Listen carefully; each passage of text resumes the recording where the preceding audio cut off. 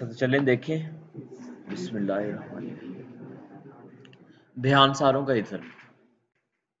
अच्छा, कल हमने डिस्ट्रक्चरिंग और स्प्रेड ऑपरेटर भी देखा था, क्लोजर्स, ठीक है, जावास्क्रिप्ट के कर लिए।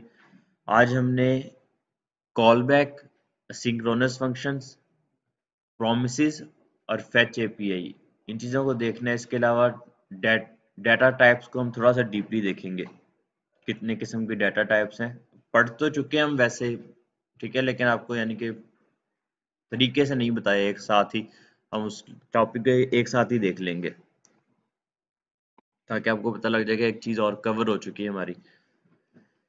तो चलें जल्दी से मूव करते हैं कॉल बैक्स और एडवांस कॉन्सेप्ट्स की तरफ। अच्छा, ये जितनी भी चीज़ें हैं ये मैंने कल भी बताया था, अब हम जावास्क्रिप्ट के एक एडवांस लेवल पे पहुंच चुके हैं। ये जितने भी कॉन्सेप्ट्स आगे आ रहे हैं, इन सारों को समझने के लिए आपको, आपकी अगर बेसिक्स ठीक है, बेसिक्स आपने कर ली है कवर, तो इन चीज़ों की समझ आपको लग जाएगी अब। लेकिन अगर आप में से किसी को बेसिक्स का ही नहीं पता, उसने प्रैक्टिस नहीं की किसी वजह से भी, तो उसके लिए मुश्किल होगी। फिर भी देखते हैं हम। अच्छा, जावास्क्रिप्ट कॉल बैक्स क्या होते हैं? Callbacks are functions that are passed to another functions as an argument. ठीक है, जावास्क्रिप्ट कॉल बैक फंक्शन ऐसे फंक्शन जो दूसरे फंक्शंस को पास किए जाएं as an argument, as a parameter.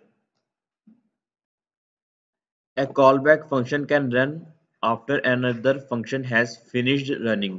एक callback function run होता है उस टाइम जब दूसरा function finish हो जाए, काम करना अपना खत्म कर जाए, उसके बाद callback function run किया जाता है। अच्छा, इसकी एग्जांपल देखें। फर्ज करें हमने यहाँ पे दो फंक्शन बनाए हैं। फंक्शन एक माई डिस्प्ले, डिस्प्ले ये क्या करता है, हम इसको कुछ भी चीज, कोई भी स्ट्रिंग दे दें, कोई भी चीज दे दें, इसने क्या करना है, इसने डॉक्यूमेंट के अंदर जो एलिमेंट बना हुआ है जिसकी आईडी डेमो है, उसके अंदर इसने वो कंटेंट पुट कर देना है इनर एचटीएमएल के साथ। उसके बाद दूसरा हमने एक फंक्शन बना के रखा हुआ है माई कैलकुलेटर के नाम से। अच्छा, माई कैलकुलेटर में हम क्या पास कर रहे हैं, एक नंबर 1 पास करेंगे, नंबर 2 पास करेंगे, और तीसरे पैरामीटर में हम एज एन आर्गुमेंट एक फंक्शन ही पास कर रहे होंगे। जब जिधर भी हमने इस फंक्शन को कॉल करना है माई कैलकुलेटर का, इसमें हम तीसरे पैरामीटर में एक कॉल बैक फंक्शन ही पास करेंगे।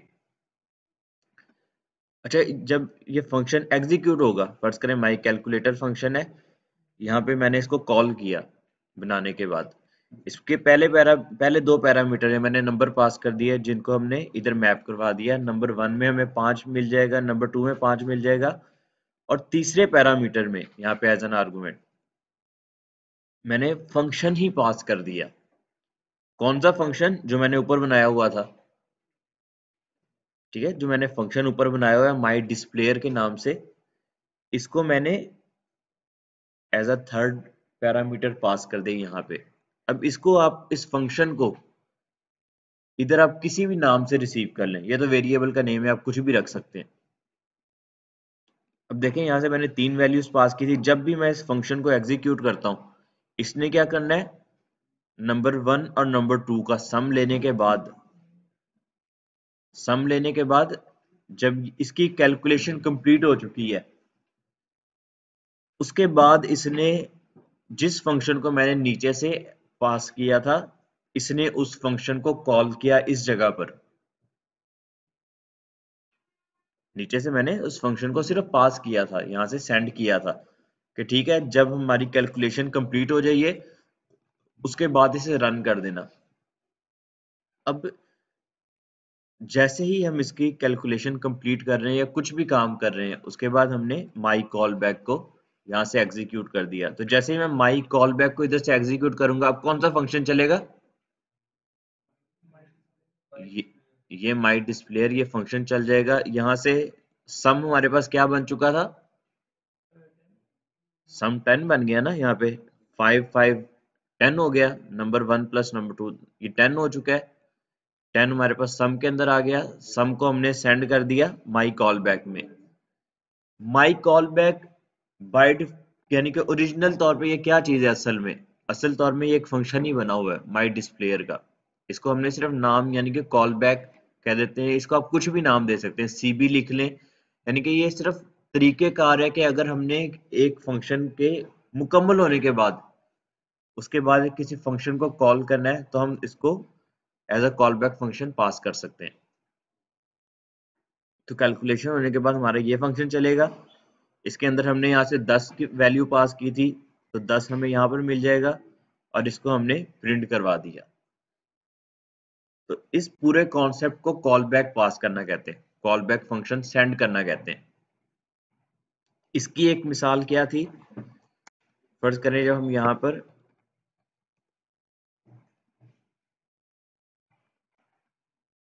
चलें, इसकी मिसाल अभी आगे जाके दोबारा से देखते हैं। ठीक है, एक तो मैंने आपको दिखा दी है कि यहाँ पर हमारे पास दो फंक्शन बने हुए हैं, हमारे पास दो फंक्शन है, एक डिस्प्लेयर के नाम से, ओ सॉरी इसको थोड़ा सा चेंज कर लें कि हम इसको कंसोल में ही शो करवाते हैं, कंसोल डॉट लॉग सम। अब जब भी मैं माई कॉल बैक को, माई कैलकुलेटर को 3 वैल्यूज पास करता हूँ, मैंने 55 पास किया, 86 पास किया और उसके बाद कौन सा अपने फंक्शन पास करना है यहाँ पे, माई डिस्प्लेयर, माई डिस्प्लेयर। तो इसने इन दोनों को सम करने के बाद, ठीक है, यहाँ पे ये वाला फंक्शन एग्जीक्यूट करना है जिसके अंदर इसने दोबारा से कंसोल में प्रिंट करवा देना है। ये देखें, इसने 141 को बाद में कंसोल में ही प्रिंट करवा दिया, कंसोल ही किया है ना हमने माई डिस्प्लेयर के अंदर, तो इसने इधर ही कंसोल करवा दिया। क्लियर है? अच्छा, इसे कहते हैं कॉल बैक। ये तो छोटा सा कॉन्सेप्ट है सिर्फ कि आप एक फंक्शन को दूसरे फंक्शन में एज अ पैरामीटर पास कर सकते हैं, जिसको आप रन कर लें। इधर आपने माई कॉल बैक लिखा है, इधर आप कुछ भी लिख लें। मोस्टली आप इस तरह के जब कॉल बैक फंक्शन रिसीव करते हैं तो उधर आप सीबी का वर्ड देखेंगे, CB stands for call back. ठीक है, नहीं यूज तो हम कर सकते हैं, ये एक छोटा सा कॉन्सेप्ट है, अगर आप यूज करना चाहें तो आप इस तरह भी काम कर सकते हैं, उसके बगैर भी किया जा सकता था। उसके बगैर अगर आप चाहें तो इधर से रिटर्न करवा दें वैल्यू को, इधर से सम रिसीव करें, उसके बाद आप माई डिस्प्लेयर को इधर से एग्जीक्यूट करें। ठीक है, इधर माई डिस्प्लेयर को नीचे का दोबारा कॉल कर सकते थे। तरीके बहुत सारे हैं, सिर्फ कॉन्सेप्ट है कि किस किस तरह से काम किया जा सकता है। क्लियर है? अच्छा, अब आपने यहाँ पे देखनी एक चीज, when you pass a function as an argument, जब आप फंक्शन को पास करते हैं एज एन आर्गुमेंट, ठीक है, remember not to use parenthesis, कि आप उस टाइम पैरेंथेसिस यूज नहीं करते कभी भी। आपने किसी भी फंक्शन को एज एन आर्गुमेंट पास कर दिया तो आप पैरेंथेसिस कभी यूज नहीं करते, क्योंकि अगर तो आप इस तरह करेंगे, पैरेंथेसिस भी यूज कर लेंगे, इस फंक्शन ने इस जगह पे ही एग्जीक्यूट हो जाना है। इसे हम ये नहीं बता रहे कि ये फंक्शन उधर जाए, तो इस केस में क्या होगा, ये फंक्शन इधर ही एग्जीक्यूट हो जाएगा और फिर हम यहाँ से सिर्फ अनडिफाइंड वैल्यू आगे सेंड कर रहे हैं, क्योंकि माई डिस्प्ले प्लेयर को अगर कॉल कर दें इधर तो अंदर से रिटर्न तो कुछ भी नहीं हो रहा, अंदर से रिटर्न तो नहीं ना कुछ भी हो रहा। तो अगर अंदर से कोई भी चीज रिटर्न ना होकर आए तो हमारे पास अनडिफाइंड रिटर्न होकर आ रहा है, तो हमने यहाँ से अगर अनडिफाइंड को सेंड कर दिया तो यहाँ पे अनडिफाइंड कॉल नहीं हो सकेगा। क्लियर है? तो ये तरीका दुरुस्त है और ये इस तरह करना नहीं है हमने कि कॉल बैक जब भी फंक्शन पास करना है एज एन आर्गुमेंट, कभी भी हमने पैरेंथेसिस यूज नहीं करने।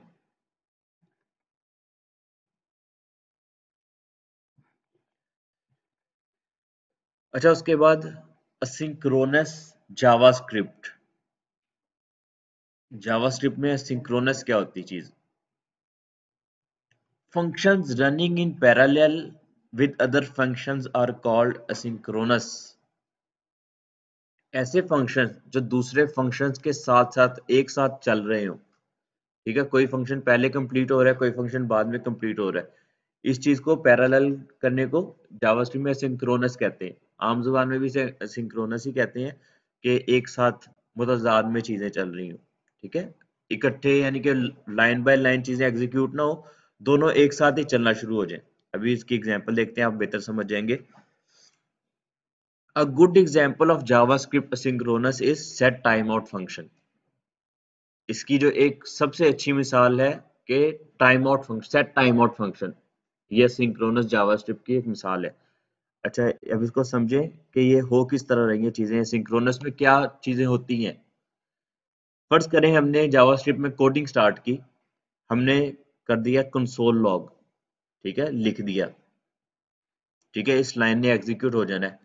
उसके बाद हमने क्या किया, सेट टाइम आउट फंक्शन चलाया। यहाँ पर सेट टाइम आउट में हमने एक कॉल बैक फंक्शन लिख दिया कि 3 सेकंड के बाद क्या प्रिंट करवा दे, आई लव पाकिस्तान। उसके बाद मैंने कंसोल लॉग में एक और मैसेज प्रिंट करवा दिया, ऑल डन।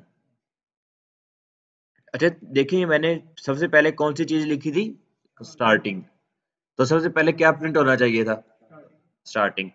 फिर मैंने उसको क्या कहा जावास्क्रिप्ट को कि 3 सेकंड के बाद एक फंक्शन चला दे और उस फंक्शन के अंदर क्या चीज हो जाए, आई लव पाकिस्तान प्रिंट हो जाए 3 सेकंड के बाद। इस 3 सेकंड के बाद जब ये वाली चीज भी कंप्लीट हो जाए, इसके बाद हमें क्या करवाए, नीचे शो ऑल डन। लेकिन देखें ये असल में होती क्या चीज है, ठीक है, मैंने इन तीनों चीजों को यहाँ पे लिख दिया।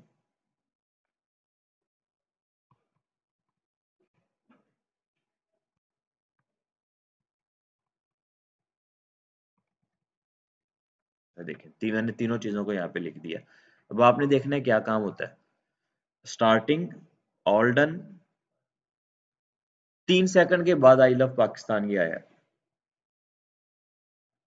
असल में क्या चीज होनी चाहिए थी, अगर तो ये सिंक्रोनस कोडिंग होती, सिंक्रोनस कोडिंग होती तो सबसे पहले लिखा आना चाहिए था स्टार्टिंग, फिर 3 सेकंड के बाद लिखा आना चाहिए था आई लव पाकिस्तान, और फिर ऑल डन उसके बाद होना चाहिए था। अगर तो ये सिंक्रोनस कोडिंग होती कि लाइन बाय लाइन एग्जीक्यूशन हो जाती। लेकिन जावास्क्रिप्ट में कुछ ऐसे फंक्शन है जो पैरेलल काम करते हैं, ठीक है, उसे सिंक्रोनस फंक्शंस, सिंक्रोनस कोडिंग कहते हैं। इसमें क्या चीज हुआ, इसने अपना काम कर दिया, उसके बाद ये फंक्शन एग्जीक्यूट होना शुरू हो गया, ठीक है। अब इसने कंप्लीट होना है 3 सेकंड के बाद, उसके बाद हमने जो भी लाइन लिखी हुई है, ठीक है, वो चीज साथ ही एग्जीक्यूट हो जाएगी। और ये पीछे बैकग्राउंड में इसकी प्रोसेसिंग स्टार्ट हो चुकी है, तभी तो ये 3 सेकंड के बाद ये एग्जीक्यूट हुआ है, ठीक है। इस सारे कॉन्सेप्ट को असिंक्रोनस कोडिंग कहते हैं, सिंक्रोनस इन जावास्क्रिप्ट फंक्शन कहते हैं। प्रोसेसिंग सीक्वेंस में ही हुई है, वो एग्जीक्यूट होना पहले ही स्टार्ट हो चुका था। जो हमने इसको बताया ना कि सेट टाइम आउट कर दे, तो इसने अपने आप को एग्जीक्यूट कर दिया, स्टार्ट हो चुका है ये काम। लेकिन मैसेज जो प्रिंट होना है वो 3 सेकंड के बाद हुआ, ठीक है। लेकिन अगर आप दूसरे PHP वगैरह की प्रोग्रामिंग अगर करने जाएंगे, तो उधर आपने देखना है हर चीज लाइन बाय लाइन ही आपकी एग्जीक्यूट होगी। अगर आपने किसी चीज को कह दिया कि 3 सेकंड रुक जाओ एक जगह पर, जब तक ये वाला काम मुकम्मल नहीं हो जाता, ठीक है, ये वाला काम मुकम्मल होने के बाद ही आपने नीचे जाना है, तो उसने उस टाइम तक नीचे वाला कोड एग्जीक्यूट नहीं करना जब तक ऊपर वाली कोडिंग कंप्लीट ना हो जाए। लेकिन जावास्क्रिप्ट को थोड़ा सा उससे अलग चीज है, ठीक है, लग रही समझ।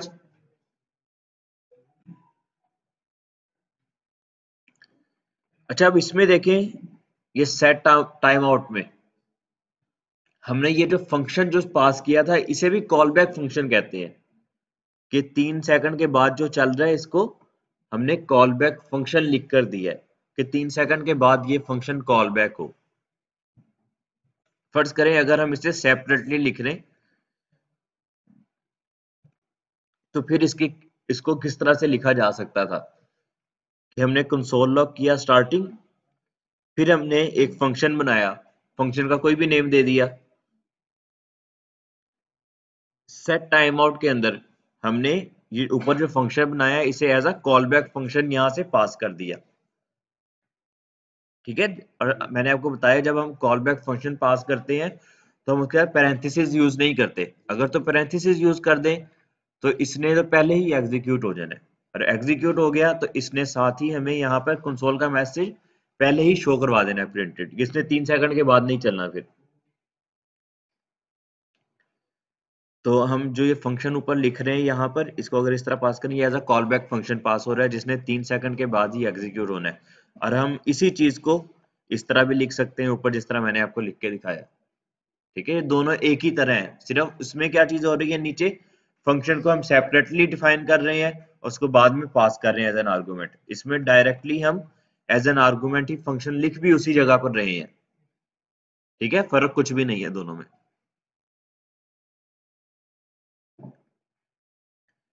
इस चीज को ही, ठीक है, जो हम फंक्शन किसी नाम के बगैर लिख देते हैं, इसको अनोनिमस फंक्शन भी कहा जाता है। क्या कहा जाता है? अनोनिमस फंक्शन, कि जिसकी कोई पहचान नहीं है, नाम नहीं है, उसको सिर्फ एक ही मरतबा एग्जीक्यूट किया जा सकता है। अब फर्ज कर देना मैंने इसका कोई नाम नहीं दिया और मैंने इसको डायरेक्टली सिर्फ इस जगह पे लिख लिया, अब मैं इस फंक्शन को दोबारा एग्जीक्यूट नहीं कर सकता किसी भी जगह पर, नहीं ना कर सकता, इसका तो कोई नाम ही नहीं है। ठीक है, मैंने फंक्शन लिख तो लिया है और इसको मैं सिर्फ इस जगह पे मैंने लिख दिया, इस जगह पे ही एग्जीक्यूट हो सकता है, इसके अलावा मैं इसको और किसी जगह कॉल भी नहीं कर सकता, तो इसको अनोनिमस फंक्शन कहते हैं। इस कॉन्सेप्ट को आपने ज़हन में रखना है, अनोनिमस फंक्शन क्या होते हैं।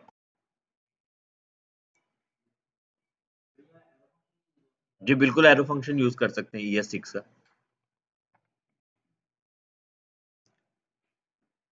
अच्छा, क्लियर है ये चीज? अच्छा, उसके बाद मैंने थोड़ी सी नीचे इसकी थ्योरी लिखी है किस तरह काम कर रहे हैं। ठीक है, इसको भी आपने पढ़ लेना है, जो मैंने आपको बता दिया है वही चीज मैंने नीचे लिखी हुई है।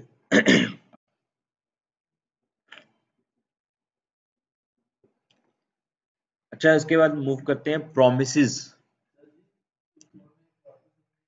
जी जी।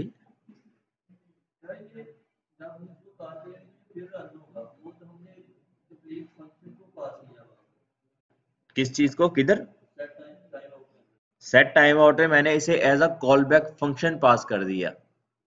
ठीक है, मैंने इसको क्या किया, एक as a callback function pass कर दिया कि जैसे ही 3 सेकंड कंप्लीट हो जाए, 3 सेकंड के बाद इस फंक्शन ने ऑटोमेटिकली एग्जीक्यूट होना है। और इधर भी देखें, इधर मैंने इसको इन्वॉक तो नहीं किया, इसे मैंने कॉल नहीं किया इस फंक्शन को, इसको मैंने सिर्फ फंक्शन लिखकर दे दिया।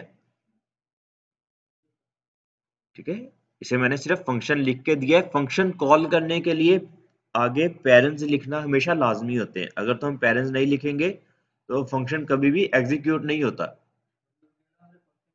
हमने सिर्फ फंक्शन ही लिखा है यहाँ पे, फंक्शन को एग्जीक्यूट तो नहीं किया, फंक्शन को कॉल तो नहीं किया।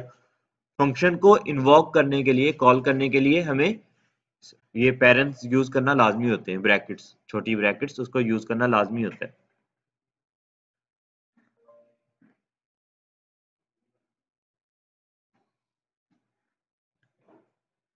अच्छा, जावास्क्रिप्ट प्रोमिसेस ES6 में इंट्रोड्यूस करवाया गया प्रोमिसेस को। Promises are one of the ways we can deal with asynchronous operations in JavaScript। अभी हमने जो asynchronous ऑपरेशन जो पीछे देखा है, समझ कुछ कॉन्सेप्ट उसका समझा है। Promises बहुत सारे तरीकों में से एक तरीका है सिंक्रोनस ऑपरेशंस को डील करने के लिए। ठीक है, कि जो काम हमने करना है, फर्ज करें हम चाहते हैं कि हमारा कोई काम 3 सेकंड के बाद हो रहा है, हमने उसके 3 सेकंड के बाद ही कोई कोड एग्जीक्यूट करना है। ठीक है, हमने डेटाबेस के साथ एक कनेक्शन बनाया या डेटाबेस से कुछ चीजें मंगवा रहे हैं। ठीक है, हम चाहते हैं कि चीजें आ जाए उसके बाद ही कोई काम परफॉर्म हो, ऐसा ना हो कि हमने कोड लिख दिया है। ठीक है, हमने, चलिए मैं आपको इसकी मिसाल देता हूँ, आगे जब कोड देखेंगे तो आपको बेहतर समझ लगेगी साथ साथ। अच्छा, व्हाट इज अ प्रॉमिस? सबसे पहले प्रॉमिस समझते हैं, प्रॉमिस है क्या चीज? प्रॉमिस किसे कहते हैं? वादा। तो वादा ही क्या जो वफा कर दिया। अच्छा, लेकिन ऐसा नहीं, वो वादा ही क्या जो जफा हो गया। वादा जो करना है वो हमने उसको पूरा करना है। ठीक है, ये तो वैसे मिसाल बनी हुई है, वादा ही क्या जो वफा कर दिया, लेकिन वादा वही है जो वफा किया जाए। जो वफा कर दी, जिसमें आपने धोखा दे दिया, वो वादा नहीं है फिर। अब promise in JavaScript is similar to prom अच्छा, promise in JavaScript is real is similar to promise in real life. के जावास्क्रिप्ट में जो हम प्रॉमिस लिखते हैं, वो उसी तरह है जिस तरह हम आम जिंदगी में भी प्रॉमिस करते हैं, ठीक है, किसी से वादा करते हैं। फर्ज करें when we make a promise in real life, जब हम आम जिंदगी में प्रॉमिस करते हैं, ठीक है, it is guarantee that we are going to do something in future, कि हम प्रॉमिस किस लिए करते हैं कि हमने फ्यूचर में आपके लिए कोई काम कर देना है। इसीलिए होता है ना प्रॉमिस का, मैं वादा करता हूँ मैं आपके लिए ये काम कर दूंगा। Because promise can only be made for the future, क्योंकि फ्यूचर के लिए ही प्रॉमिस किए जा सकते हैं। A promise has two possible outcomes. It will either be kept when the time comes or it won't. कि या तो जब टाइम आ जाएगा वादा वफा करने का, या तो आप उसको फुलफिल कर देंगे या फिर आप उस वादे को तोड़ देंगे। ऐसा ही हो सकता है ना, दो ही आउटकम्स आ सकते हैं, या तो आपने वादा पूरा कर दिया या फिर वादा पूरा नहीं किया। तो यही चीज जावास्क्रिप्ट में भी होती है कि जब when we define a promise in JavaScript, जब हम JavaScript में promise define करते हैं, it will be resolved when the times comes or it will get rejected।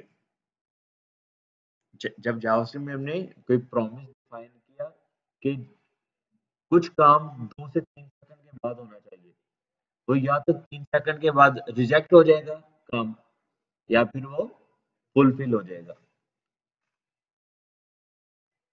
अच्छा, प्रोमिसेस को यूज किस जगह पे किया है? मैंने आपको पहले बताया कि प्रोमिसेस जो है ये असिंक्रोनस जो ऑपरेशन है हमारे, उनको हैंडल करने के लिए यूज किया जाता है। असिंक्रोनस कोडिंग के हैंडल करने के लिए यूज किया जाता है। चलिए इसकी जल्दी से एक मिसाल देखते हैं। अच्छा, लेट्स से, क्या कह रहे हैं? कुछ तो कह रहे हैं। हाँ, बाकियों को भी पता लगने दें, क्या हो गया। अच्छा, let's say your app needs to make an API to call to check for DB connection, database connection. अच्छा, प्रॉमिस का इस्तेमाल किस जगह पे होता है? अभी तक हमने डेटाबेस सीखी नहीं है, डेटाबेस हम सीखेंगे तो उसमें बेहतर समझ भी लग जाएगी। प्रॉमिस का इस्तेमाल किस जगह पे किया जा सकता है? फर्ज करें आपने डेटाबेस के साथ एक कनेक्शन बनाना है, ठीक है, जावास्क्रिप्ट की मदद से। It may take multiple seconds to connect your website with database connection. आपकी वेबसाइट एग्जीक्यूट हो गई, लोड हो गई है, तो जब आप डेटाबेस का कनेक्शन बनाने लगते हैं, ठीक है, आपने यहाँ से रिक्वेस्ट भेजी डेटाबेस से कनेक्शन के लिए, तो हो सकता है कि ये काम जो है 2 से 3 सेकंड 5 सेकंड लग जाए कनेक्ट होने में डेटाबेस के साथ। ठीक है, तो हम प्रोमिसेस को उस जगह पे यूज कर सकते हैं कि जब कनेक्शन बन जाए एक डेटाबेस में, डेटाबेस के साथ हमारी वेबसाइट कनेक्ट हो जाए, उसके बाद कुछ ऑपरेशन परफॉर्म हो। क्योंकि while the connection is in process, कि जब कनेक्शन प्रोसेस में है, you can you can not allow your users to keep waiting for the database connection. कि आप उस टाइम तक अपने यूजर्स को अलाउ नहीं कर सकते कि वो वेट करते रहें। आपने उनके सामने जो काम करने वाले हैं, दूसरे काम, वेबसाइट डिस्प्ले करना उसमें, और जो प्रोसेसिंग है जावास्क्रिप्ट के साथ, आप उस चीज को नहीं रोकना पसंद करेंगे कभी भी। ठीक है, आप उस चीज को कभी भी रोकना आप नहीं पसंद करेंगे कि आपके डेटाबेस का कनेक्शन हो रहा है तो आप दूसरे कनेक्शंस भी, बाकी सारा काम भी रोक दें। ठीक है, बैकग्राउंड में प्रोसेसिंग होने दें कनेक्शन की, डेटाबेस का जो कनेक्शन हो रहा है, जो बाकी यूजर के साथ, यूजर की जो इंटरेक्शन वगैरह है, आप उसको नहीं रोकेंगे उस टाइम तक। अच्छा, इसी चीज को ओवरकम करने के लिए you can use promise to handle the response meanwhile other functions are running. कि जब दूसरे फंक्शंस रन कर रहे होंगे तो आप प्रॉमिस के साथ डेटाबेस के कनेक्शन को मेंटेन कर लेंगे। अब इसके कोड को समझें थोड़ा सा, बाद में इसकी मैं आपको एक मिसाल दिखाता हूँ नीचे फेच के साथ करके। इस फिर उस पॉइंट पे हम फेच करना भी सीख जाएंगे कि किस तरह डेटाबेस से डाटा लेकर आया जा सकता है। पहले आप इसको समझें।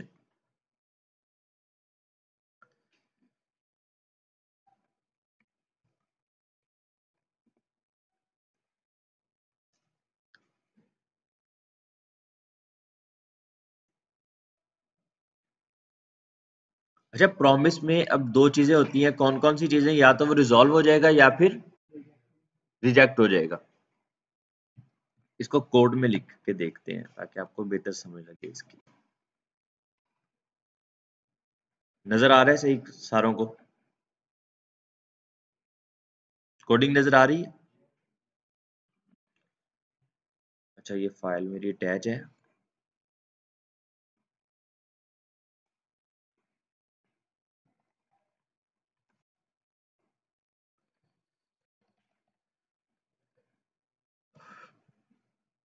अच्छा, कोड कॉपी पेस्ट करने का मकसद पता है क्या? ये मैंने एग्जांपल जो है बनाकर रखी हुई है पहले से, ताकि आपको समझा सकूं, दोबारा नई नई एग्जांपल ना बनानी पड़े, वरना एग्जांपल सोचने में भी बहुत टाइम लगता है कि किस तरह आपको समझाया जा सके।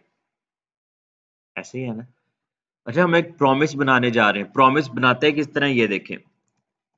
लेट या वार का कीवर्ड कोई भी, हमने एक न्यू वेरिएबल का नेम, ठीक है, मैं कहता हूं कि माई कनेक्शन के नाम से एक मैंने न्यू प्रॉमिस क्रिएट करना है। ठीक है, इसका सिंटेक्स आपने भी सिंटेक्स देखना है किस तरह बनाते हैं। Is the new promise. ठीक है, एक न्यू प्रॉमिस बनाना है। इसके अंदर हमने फंक्शन पास करना है। ठीक है, कॉल बैक फंक्शन, हम इधर लिखेंगे फंक्शन, एरो फंक्शन लिखें। एरो फंक्शन जब आपने बनाना सीख ही लिया है तो एरो फंक्शन यूज करें हम। ठीक है, हम प्रॉमिस को या तो रिजॉल्व हो जाएगा टाइम आने पर या फिर रिजेक्ट। ये इसका पूरा सिंटेक्स है प्रॉमिस लिखने का। ठीक है, आपने कहना है कि यहाँ पे वेरिएबल का नेम, ठीक है, ये रेफरेंस टू द प्रॉमिस, कि आपने प्रॉमिस के पे रेफरेंस अपना बनाना है। अब फर्ज करें आप डेटाबेस के साथ एक कनेक्शन बनाने जा रहे हैं, ठीक है, जो 3 से 4 सेकंड का टाइम ले सकता है। ठीक है, अभी तक हमने बनाना सीखा नहीं है ऐसा कोई कनेक्शन, ऐसी कोई चीज हमारे सामने नहीं आई कि जिसके बाद मैं आपको बनाना सिखाऊं। फर्ज करें हम यहाँ पे एक वेरिएबल सेट कर रहे हैं, let connection is equal to false. ये जो वेरिएबल जो बन रहा है कि हम डेटाबेस के साथ जब कनेक्शन बना रहे होंगे, तो मुमकिन है इस कनेक्शन वेरिएबल में वैल्यू 3 से 4 सेकंड के बाद सेट हो। डेटाबेस का कनेक्शन बनाना है ना, कि टाइम हमारा लग सकता है। ठीक है, इस कनेक्शन वेरिएबल में जो वैल्यू जो सेट होने वाली है, फॉल्स या फिर ट्रू, कि डेटाबेस का हमारा कनेक्शन बन चुका है या नहीं बना, इसमें वैल्यू सेट होनी है 3 से 4 सेकंड के बाद। तो अगर तो ये कनेक्शन सक्सेसफुल हो जाए, मैं कहता हूं अगर तो कनेक्शन यहां से बन जाए हमारा, ट्रू हो, तो हम क्या करें, यहां से इस चीज को रिजॉल्व कर दें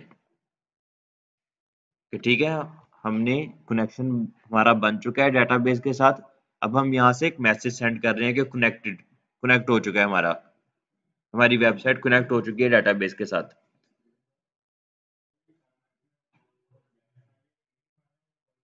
नहीं, इधर आप नाम कुछ भी रख दें, इधर आप इस तरह लिख लें रिजॉल्व, इधर आप इस तरह भी लिख सकते हैं। लेकिन बेहतर यही है, कन्वेंशन यही है, आप उस चीज को ही यूज करें ताकि आपको समझने में आसानी हो सके। रिजॉल्व रिजेक्ट, इसे रिजॉल्व रिजेक्ट ही कहा जाता है। बाद में आप नाम आप कुछ भी दे दें। ठीक है, अभी आपके आने से पहले मैं समझा चुका हूं कि वो क्या चीज, असिंक्रोनस मेथड समझा चुका हूं इन्हें आपके आने से पहले। असिंक्रोनस क्या होती है, कॉलबैक क्या होती है, हाँ, तो वो सारी चीजें मैं बता चुका हूँ। अब आप लेट आए हैं तो मैं क्या कर सकता हूँ। चलिए, बहरहाल ये लेक्चर रिकॉर्डेड है, आपने बाद में जाके इसको देख लेना। अच्छा, अगर तो कनेक्शन ट्रू हो जाए, हम यहाँ से क्या कर रहे हैं, रिजॉल्व करवा रहे हैं, एक मैसेज सेंड कर रहे हैं कनेक्टेड। अदरवाइज अगर ये कनेक्शन ट्रू ना होता तो हमने यहाँ से क्या किया, रिजेक्ट नॉट कनेक्टेड। बिल्कुल फास्ट दे दिया मैंने। ठीक है, आपको सिर्फ ये देखिए ना, मैंने यहाँ पे एक एग्जांपल लिख दी है। अभी हम आगे जाकर ना, अभी डेटाबेस से कुछ चीजें मंगवा कर देखते हैं, फिर आपने देखना है ये किस तरह वर्किंग होती है। अभी सिर्फ कोड को समझ लें थोड़ा सा, बाद में हम इसकी रियल एग्जांपल भी देखते हैं। यार देखें, let's say this connection variable जो हमने यहाँ पे कनेक्शन वेरिएबल बनाया है, या तो ये ट्रू हो जाएगा या फॉल्स आ जाएगा जब टाइम आ जाएगा। टाइम कब आ सकता है? हो सकता है इसको 4 सेकंड भी लग जाए, 5 सेकंड लग जाए, या 8 सेकंड लग जाए। तो अगर तो इसकी कनेक्शन की वैल्यू फॉल्स सेट हो गई, फिर क्या चीज होने वाली है? नीचे रिजेक्ट, ये रिजेक्ट वाला कोड एग्जीक्यूट हो जाएगा। लेकिन अगर कनेक्शन ट्रू हो गया, फिर क्या चीज हो जाएगी? ठीक है, ये रिजॉल्व वाला कोड चल जाएगा। ठीक है, इधर तक लग गई समझ? अच्छा, मैंने आपको बताया कि ये चीज तो हो गई। अच्छा, इतनी चीज की लग गई समझिए, हमने प्रॉमिस बना लिया है। प्रॉमिस में दो चीजें ही होनी है, या तो रिजॉल्व हो जाएगा या फिर रिजेक्ट हो जाएगा।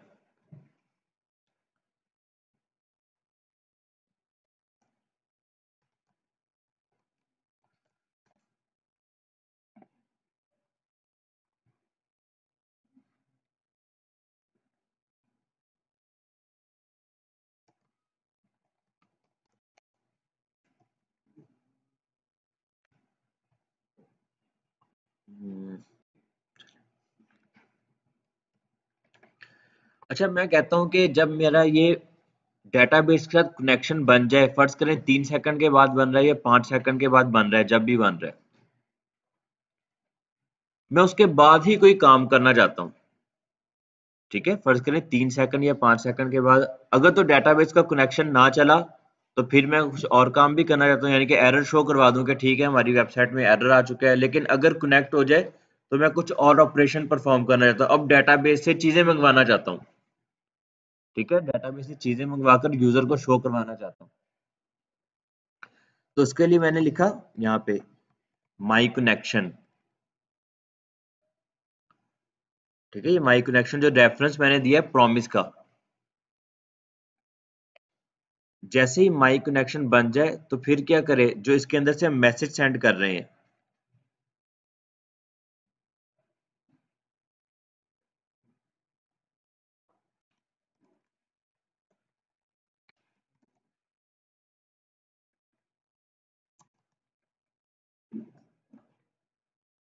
ठीक है, अगर तो हमारा प्रॉमिस सक्सेसफुल हो गया, रिजॉल्व हो गया यहाँ से, वो बेशक 3 सेकंड के बाद हो रहा है या 5 सेकंड के बाद या 8 सेकंड के बाद या 10 सेकंड के बाद, जब भी हो जाए, ठीक है, हम उसके बाद ही कोई काम करना चाह रहे हैं, तो फिर यहाँ पर ये देन वाला कोड जो है, अगर तो ये चीज रिजॉल्व हो जाती है, कनेक्शन सक्सेसफुल हो जाता है, फिर कौन सा कोड चलना है? देन वाला। ये देन के अंदर हमने जो भी लिख दिया। और अगर ये किसी भी वजह से ये प्रॉमिस रिजेक्ट हो जाता, हमारा डेटाबेस के साथ कनेक्शन ना बने, तो फिर हमारा कौन सा कोड एग्जीक्यूट होगा? Dot catch.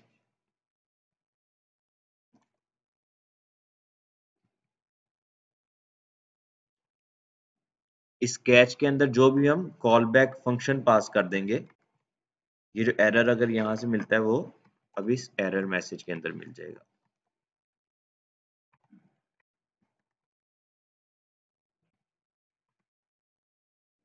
ठीक है, हमने एक प्रॉमिस लिखा।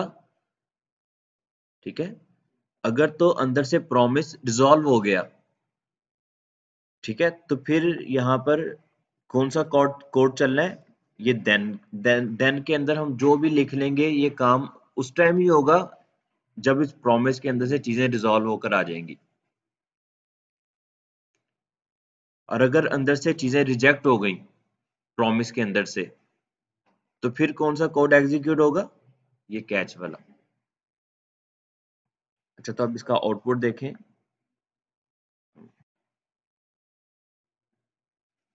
देखिए, अंदर से ये नॉट कनेक्टेड शो करवा रहा है, ये कनेक्ट नहीं हुआ। क्यों कनेक्ट नहीं हुआ? क्योंकि हमने यहां से फॉल्स किया हुआ था इसे। अगर मैं इसे ट्रू कर दूं, तो फिर ये मैसेज किधर मिल जाएगा? इस देन के अंदर मिल जाएगा। अब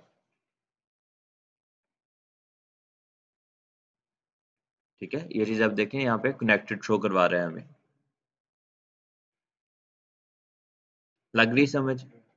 थोड़ी थोड़ी थोड़ी थोड़ी आ रही है, नाजिल हो रही है। ये आहिस्ता आहिस्ता मजीद नाजिल होगी, चले।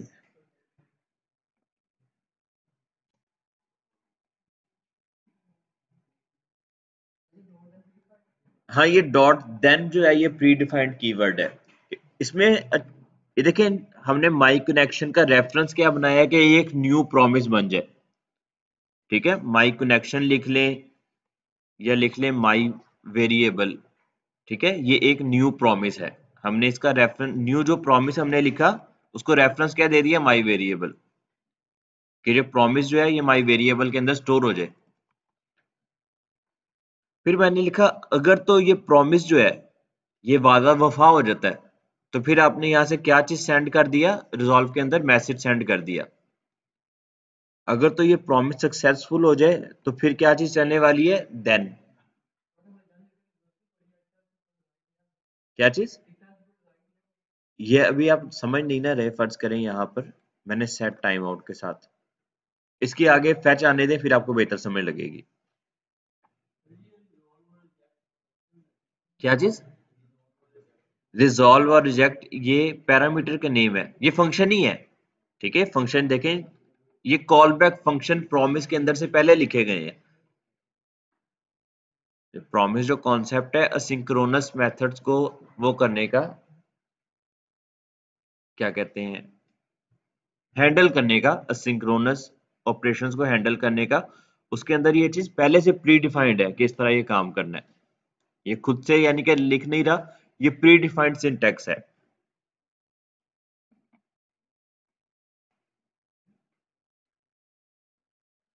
तो अगर तो ये चीज कनेक्शन बन जाएगा तो फिर हमने क्या किया, यहाँ से रिजॉल्व करवा दिया, अदरवाइज यहाँ से हम रिजेक्ट कर रहे हैं इस कोड को।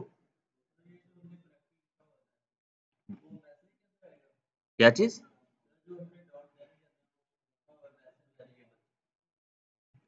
हाँ, ये मैसेज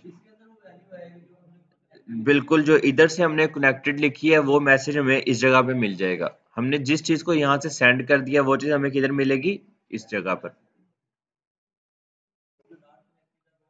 वो हमें एरर मैसेज में मिल जाएगा।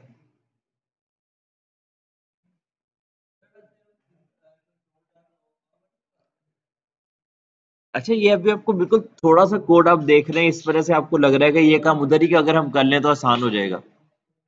ऐसे ही है ना कि बिल्कुल आप थोड़ा सा कोड देख रहे हैं, लेकिन जब आप रियल लाइफ में जाएंगे, बड़ी बड़ी कोडिंग करेंगे, उस टाइम आपने कहना है नहीं उथे नहीं सी हो सकता, ये काम इस जगह पे ही होगा। ठीक है, कुछ काम ऐसे हैं जो फर्ज करें ना हमने एक कनेक्शन बना लिया, हम उस कनेक्शन के बाद बहुत सारा काम करना चाहते हैं।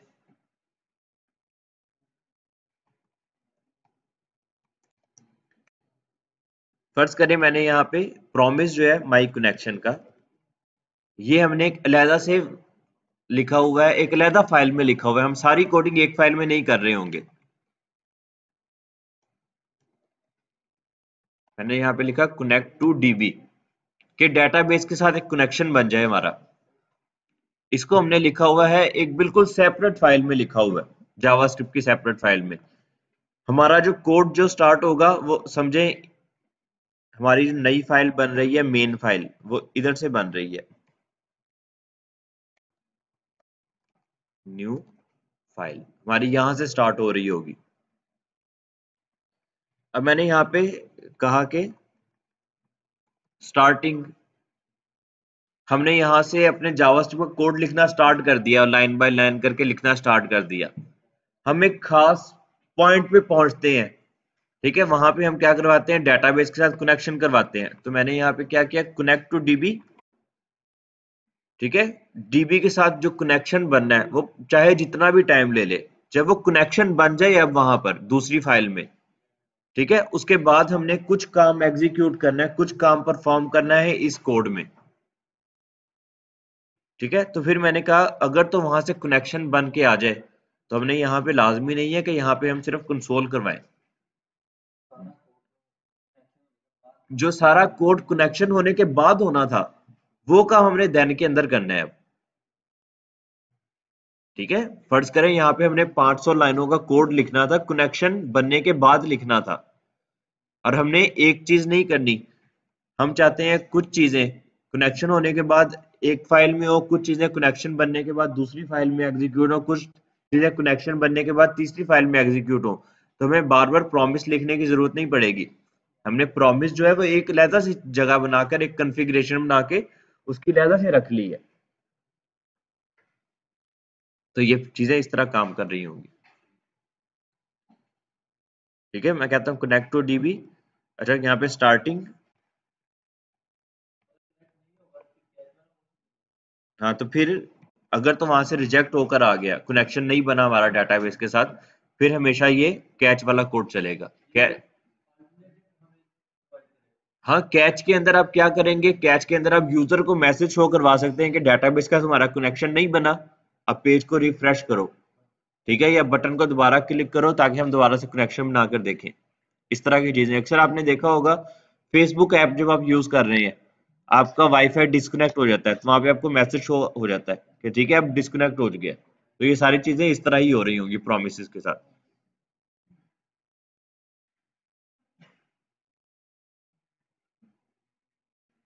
लग रही समझ, अब थोड़ी थोड़ी मजीद नाजिल हो रही है।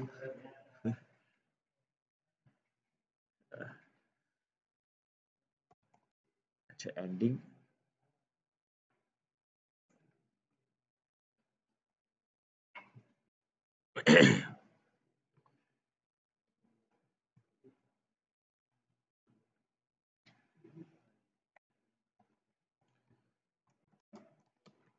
The connection was made and we can do anything here after connection is made।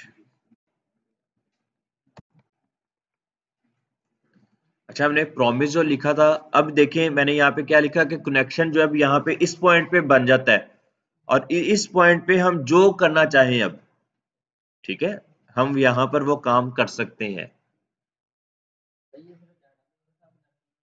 Database के साथ कनेक्शन बनाने के, या फिर कोई भी काम ऐसा जो असिंक्रोनस कोडिंग, मैंने बताया ना ये प्रॉमिस जो है ये यूज किया जाता है असिंक्रोनस ऑपरेशंस को हैंडल करने के लिए। असिंक्रोनस ऑपरेशंस ऐसे ऑपरेशंस जो कुछ चीजों, कुछ वक्त के बाद या पैरेलल फंक्शन के तौर पे काम कर रहे हो। ठीक है, लाजमी नहीं है कि सिर्फ डेटाबेस का कनेक्शन ही बनाना है, और बहुत सारी चीजें हो सकती हैं। आप किसी एपीआई से कोई डाटा मंगवा रहे हैं, उस टाइम ये इसको यूज किया जा सकता है प्रोमिसेस को। अभी हम फेच देखते हैं, या फेच जितना भी है, फेच ये सारा प्रॉमिस बेस ही है। एपीआई, एपीआई कहते हैं application programming interface. Application programming interface क्या होती है, जब आप किसी थर्ड पार्टी एप्लीकेशन के साथ, किसी थर्ड पार्टी, फर्ज करें आप ट्विलियो और ट्विटर के साथ, ट्विटर या फेसबुक के साथ, वो आपको एपीआई देता है कि आप उनकी वेबसाइट के साथ खेलें। अब उन्होंने जो इंटरफेस लिखा है, उन्होंने जो तरीके बताए हैं, उन चीजों को यूज करना उनके मुताबिक ही आप उनकी एपीआई के साथ वो देते हैं कि आपने किस तरह उनके साथ खेलना है। इसे कहते हैं एपीआई इन सिंपल वर्ड। यानी कि इसकी डेफिनेशन क्या है एज इट इज इंग्लिश, मैं उस तरह नहीं बता रहा, इन सिंपल वर्ड्स आपको समझा रहा हूँ।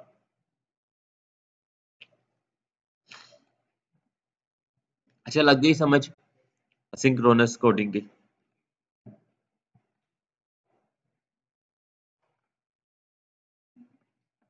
अच्छा, ये देखें, मैंने आपको बताया था कि ये जो है, तो ये किधर कनेक्टेड कनेक्टेड लिखा आ गया।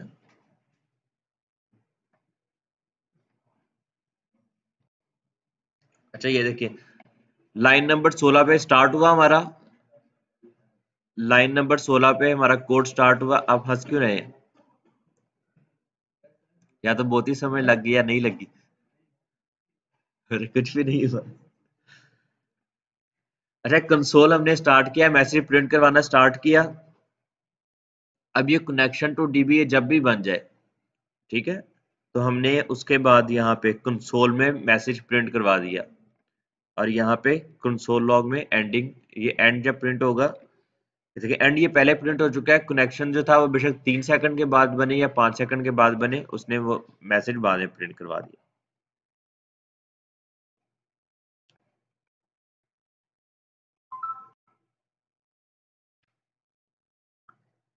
चलिए किधर गया हमारा मजीद को।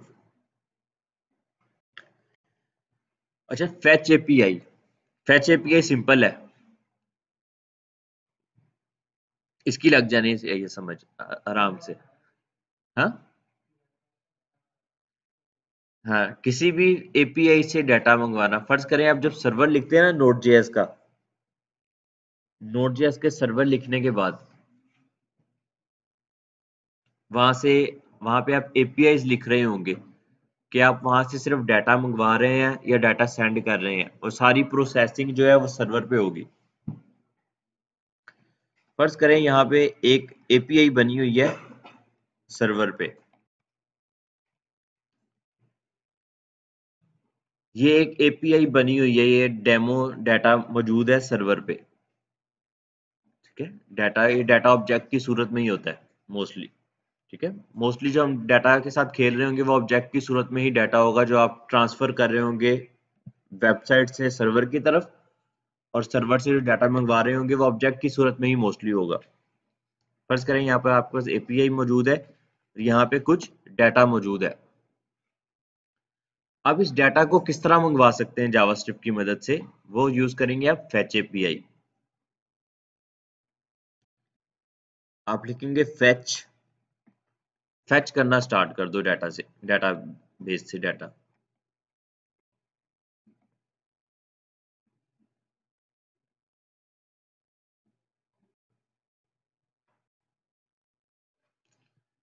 आपने लिखा फेच, फेच के अंदर जिस पॉइंट से आपने डाटा मंगवाना है, जिस वेबसाइट से आपने डाटा मंगवाना है, ठीक है, ये यूआरएल जो मैंने आपको दिया है यहाँ पे डमी डाटा मिल सकता है। डमी डमी डाटा इस टाइम ये है, अगर आप यहाँ पे टू डूज टू कर दें तो ये किधर गया, टू। ठीक है, ये डाटा देखें चेंज हो रहा है, इधर डमी डाटा मौजूद है पहले से इस सर्वर पे, मुख्तलिफ टू डूज का। ये जुबान उन्होंने कौन सी यूज की है ये नहीं मुझे पता, लेकिन यहाँ पे ये डाटा मौजूद है, डमी डाटा। अब इस डाटा को मंगवाना चाहते हैं, आप यूज करेंगे फेच। फेच के अंदर जिस लोकेशन से आपने डाटा मंगवाना है उसे उसे एज अ स्ट्रिंग पास करें यूआरएल। ये डाटा जब भी आ जाए आपके पास, इसको आप लेंगे रिस्पॉन्स के अंदर।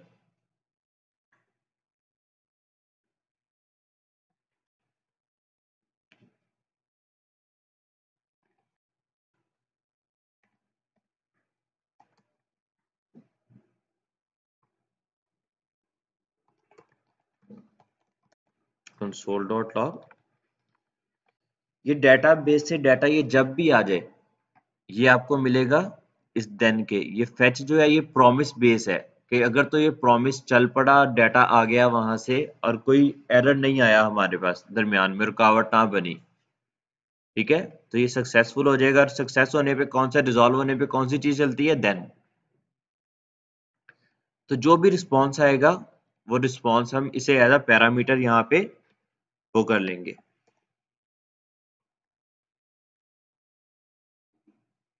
ओ यार, ये एरो फंक्शन लिखा हुआ है, ओ किधर गया।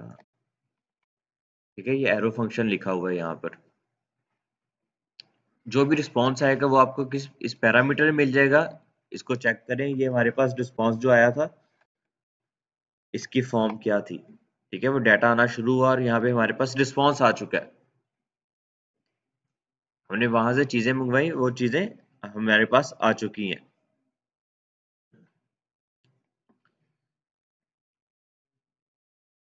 अच्छा, इसके प्रोटोटाइप में एक जेसन फंक्शन है हमारे पास, ये डाटा जो आ रहा है ये जेसन फॉर्म में आ रहा है। ठीक है, मैंने आपको बताया जेसन क्या होता है, मैंने आपको बताया था कि Jason JavaScript object notation, JavaScript के ऑब्जेक्ट की सूरत में जो डाटा जो होता है हमारे पास, ठीक है, जावास्क्रिप्ट का ऑब्जेक्ट ही लग रहा है ना ये एज अ, लेकिन है ये स्ट्रिंग, लेकिन जेसन में जो डाटा होता है वो स्ट्रिंग होता है हमारे पास। ये जावास्क्रिप्ट के ऑब्जेक्ट की तरह दिखता लाजमी है, लेकिन ये डाटा ये स्ट्रिंग ही होता है।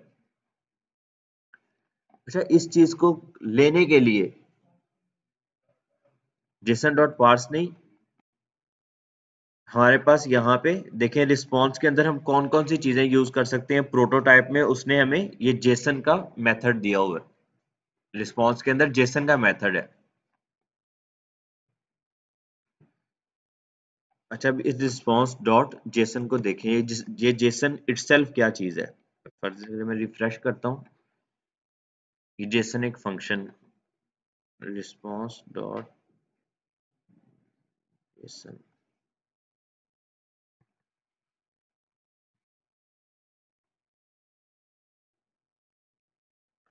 अच्छा, रिस्पॉन्स डॉट जेसन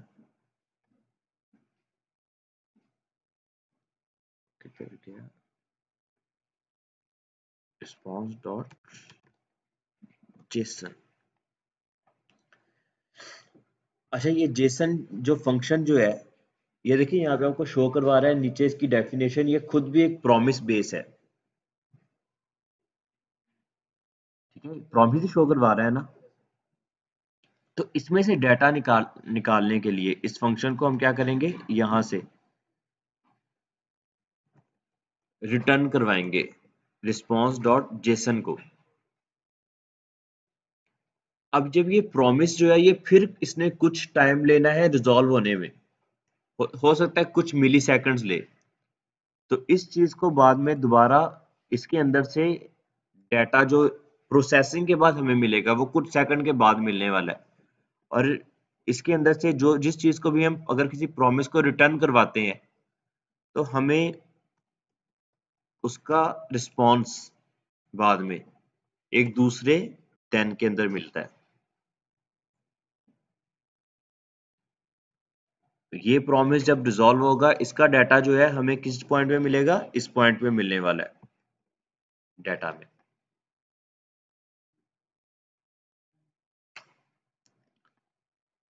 अब इस डाटा को दोबारा से देखें, कंसोल लॉग में डाटा हमारे पास एट द एंड क्या आता है, रिफ्रेश करें तो देखें ये वही डाटा आ गया जो हमारे पास यहाँ पे मिल रहा है।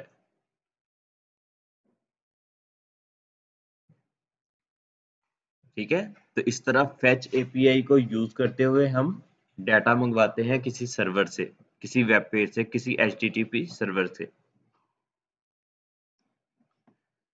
वही डाटा है ना जो यहाँ पे दिख रहा है, वही है सर। यहाँ पे टू, चले रिफ्रेश करते हैं। अच्छा, ये देखें ये टू का आ गया डाटा। अब इस डाटा को हम जहां चाहे यूज करना चाहे हम कर सकते हैं। ये एक यूजर का डाटा था जो आ गया, और टू डूज का डाटा था जो हमारे पास आ चुका है। अच्छा, अब लाजमी नहीं है हमने इसको कंसोल ही करवाना है। डाटा सर्वर से मंगवाने के बाद हम उसे क्या करते हैं, हमारे वेब पेज में हम किसी भी जगह प्रिंट करवा सकते हैं। फर्ज करें यहाँ पे ये रिजल्ट डिव के नाम से एक ब्लॉग बनाया हो। हम कहते हैं कि डाटा जब सर्वर से आ जाए हमारे पास, हम क्या करें, document dot gate element by ID result div dot inner HTML. इस डाटा के अंदर जो टाइटल मौजूद था हम उसे इस ब्लॉक के अंदर शो करवा दें। ये डेटाबेस से डाटा आने के बाद हमने करना है। तो देखिए मैंने पेज रिफ्रेश किया, देखिए पहले तो वही चीज रहती है जो मैंने पहले जो भी टेक्स्ट लिखा हुआ है।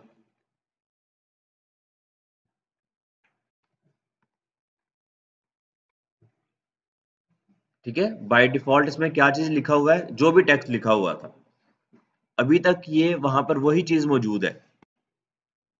जब डाटा रिजॉल्व होकर प्रोसेसिंग डाटा पे होकर सारी चीज क्लियर हो जाएगी, उसके बाद ये क्या कर रहा है, रिजल्ट डिव के अंदर सर्वर से डाटा मंगवाने के बाद यहाँ पर ये आपके सामने उसको प्रिंट करवा देता है।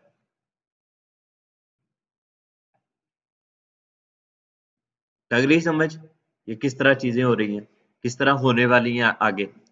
जब आपने डेटाबेस के साथ खेलना है तो इस तरह से ही खेलना है। अच्छा, बाय डिफॉल्ट हमने कुछ भी टेक्स्ट लिखा था वो हमें शो करवा रहा है, लेकिन जब हमने वेबसाइट बनानी है बाय डिफॉल्ट हमने यहाँ पे प्रोसेसिंग का आइकन लगा देना है कि ठीक है अभी प्रोसेसिंग हो रही है, तो डाटा कुछ देर लोड हो जाएगा तो आपको यहाँ पे डिस्प्ले करवा दिया जाएगा। ठीक है, अब इसकी मैं आपको मिसाल देता हूँ यहाँ पर। अगर आप जाएं, ये वेबसाइट देखें।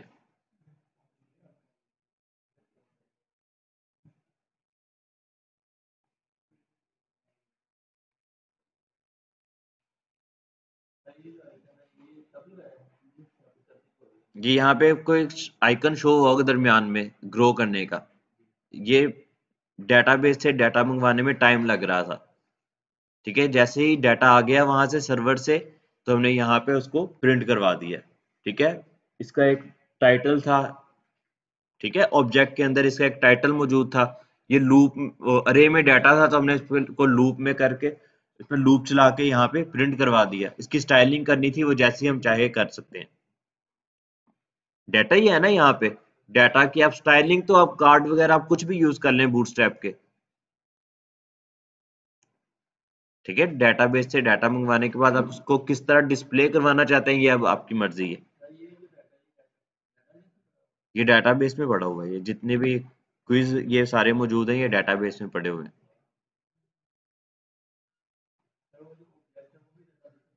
ये भी ऑब्जेक्ट डेटाबेस से ही आ रहा है। ये डमी डाटा यानी कि उन्होंने एपीआई आपको वैसे चेक करने के लिए बनाकर दी हुई है। ये जेसन प्लेस होल्डर वेबसाइट है।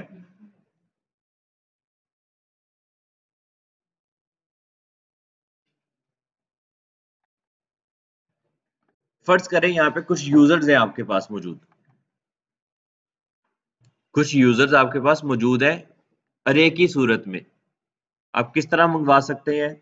आप इसे फेच करें, आपके पास जितने भी यूजर्स थे वो मिल जाएंगे। उसके बाद आप इसे कंसोल करवा दें यहाँ पे। कंसोल लॉग में आपके पास डाटा,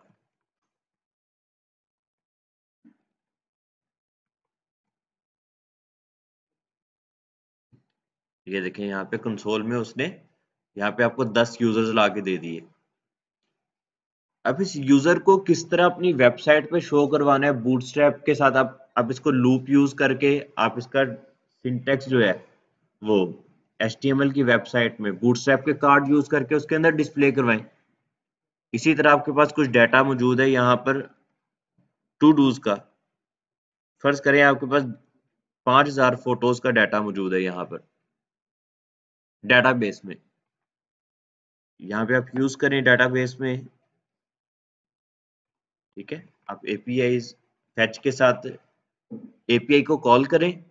ठीक है, किस किस जगह पे डाटा मौजूद है वहां से डाटा मंगवाने के बाद आप उसको यहाँ पे देख सकते हैं कि आपके पास ठीक है कुछ टाइम के बाद यहाँ पे आपके पास 5000 फोटोज का डाटा आ चुका है। अब आपने किस तरह यूज करके इसको शो करवाना है अपनी वेबसाइट पे, ये अब आपकी सरदर्दी बनती है। ठीक है, आप इसको कार्ड में शो करवाना चाहते हैं, आप इसको किसी और जगह शो करवाना चाहते हैं, लिस्ट में सिर्फ टाइटल इसके शो करवाना चाहते हैं, ये अब आपके ऊपर है।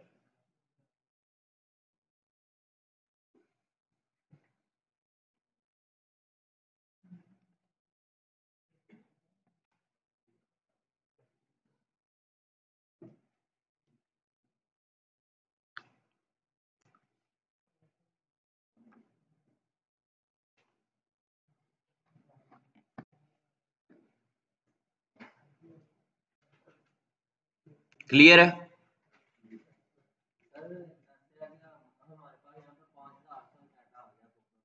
जी,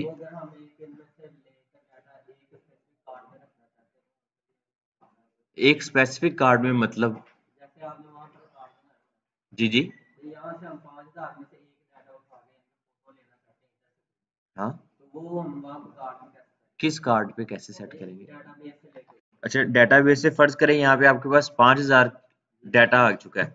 हम क्या करेंगे, फर्ज करें हम कहते हैं कि लेट सिर्फ पहले का चाहिए या दूसरे का चाहिए, किसी भी एलिमेंट का चाहिए। फर्ज करें लेट हम यहाँ पे यूज करते हैं फोटो। डाटा के अंदर से पहली फोटो निकाल लें। अरे पे इंडेक्स ही यूज करते हैं यार।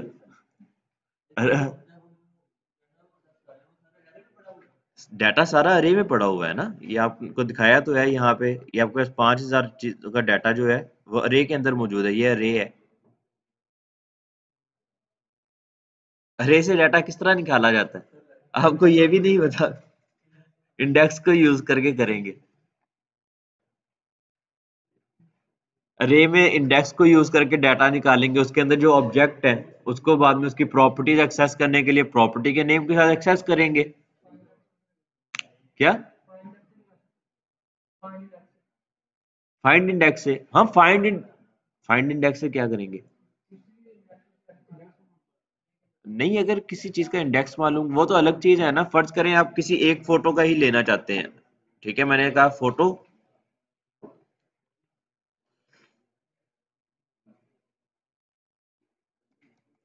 Photo one,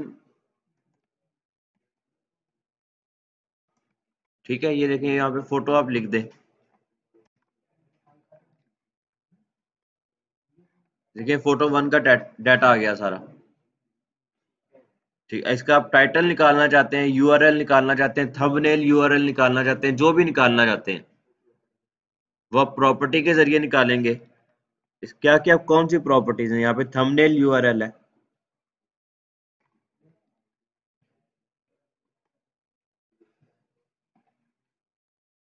dot thumbnail URL,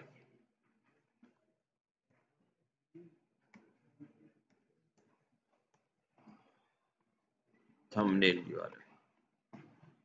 तो ये देखिए थंबनेल का यूआरएल निकल गया। इस यूआरएल को आप इस कार्ड में लगाएं, बूटस्ट्रैप के कार्ड में।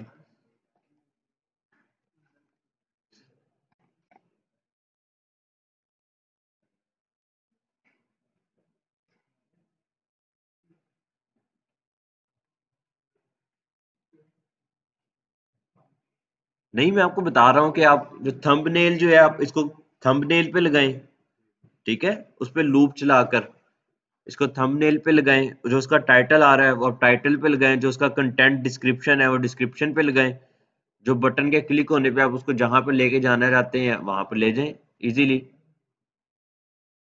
इस तरह वेबसाइट बनेंगी ना, सोचने से। सोचना तो आपका काम है।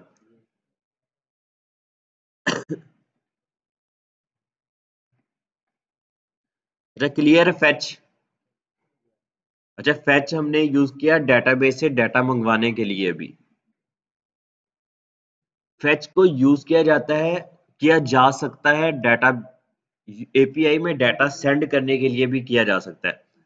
जब हमने फॉर्म के मेथड पढ़े थे शुरू में, एचटीएमएल फॉर्म के कितने मेथड्स थे जो हमने शुरू में पढ़े थे?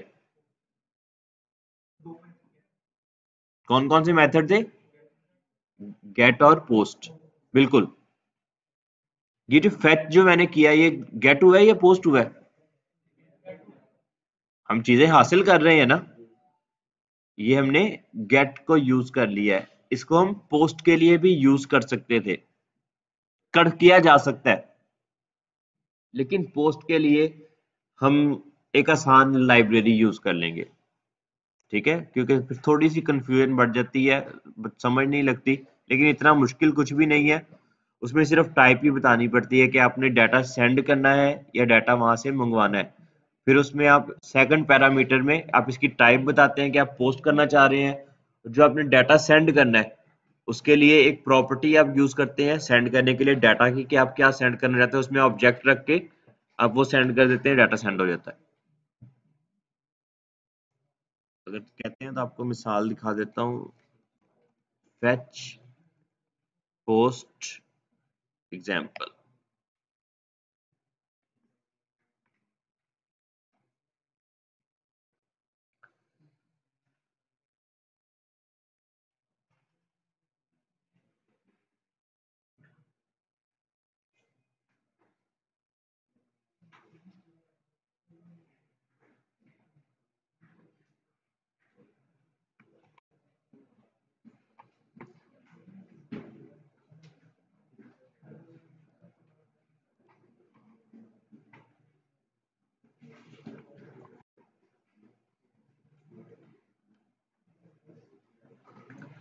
अच्छा ये देखें, अगर फेच के साथ आपने पोस्ट करना है डाटा किसी भी यूआरएल पे, किसी भी एपीआई पे, सर्वर की एपीआई पे, तो फिर किस तरह करते हैं? आपने लिखा है ये, सिर्फ इतने कोड को समझे।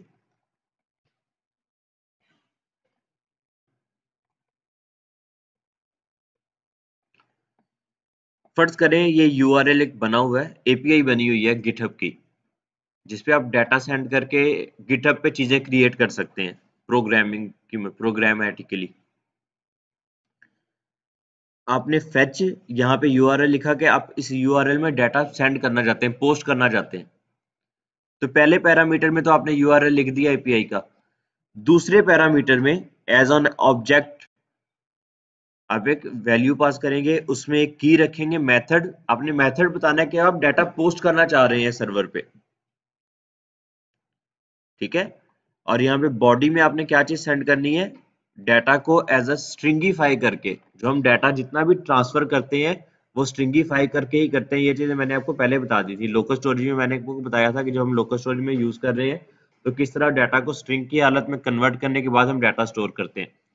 तो इधर भी हम जो भी हमारे पास डाटा है, फर्ज करें यहाँ पे एक ऑब्जेक्ट ही अगर पड़ा हुआ है यूजर का, name is equal to Umar. अगर हमने किसी यूजर का डाटा सेंड करना है किसी एपीआई पे, तो हम इस तरह करेंगे, मेथड उसका पोस्ट रख देंगे, यहां से उसकी बॉडी में बताना है कि आप उसकी बॉडी में क्या चीज सेंड करना चाहते हैं, चाह रहे हैं, ठीक है। तो आपने जेसन स्ट्रिंगीफाई करके उसके अंदर ऑब्जेक्ट के आपने क्या डाटा क्या सेंड करना है सर्वर पे, वो आप इधर सेंड कर देते हैं। तो वो डाटा जो प्रोसेसिंग जो है सर्वर की, वो तो सर्वर ने जिस तरह डाटा को प्रोसेस करना है वो उसने कर लेना है बाद में।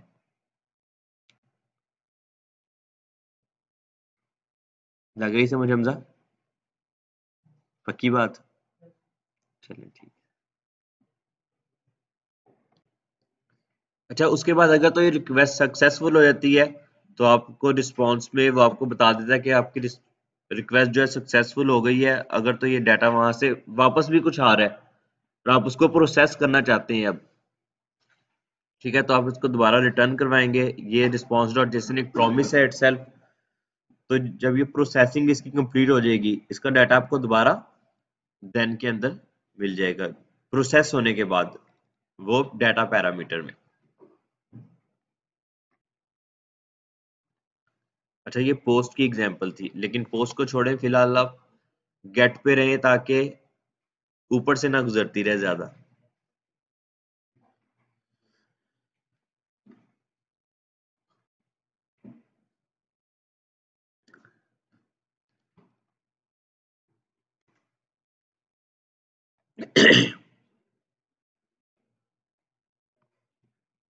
अच्छा लग गई समझ? है चीजें क्लियर हुई? थोड़ा थोड़ा आइडिया मिला हो कि क्या कॉल बैक फंक्शन क्या होते हैं? Ahmed, what is callback function?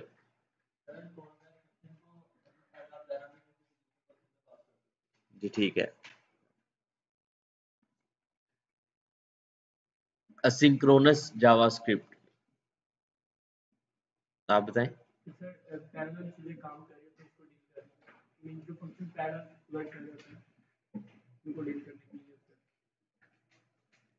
JavaScript synchronous है या सिंक्रोनस भी है? सिंक्रोनस है, लेकिन ये सिंक्रोनस भी काम करता है, जिस तरह ये आपको सिंक्रोनस फंक्शन दिखाया है अभी। सिंक्रोनस में क्या होता है, वो सारी चीजें एक साथ ही काम कर रही होती हैं, line by line he execute होती हैं सीक्वेंस के साथ। लेकिन जावास्क्रिप्ट में सिंक्रोनस भी है कि पैरेलल चीजें भी काम करती हैं, वो मैंने आपको करके दिखा दी।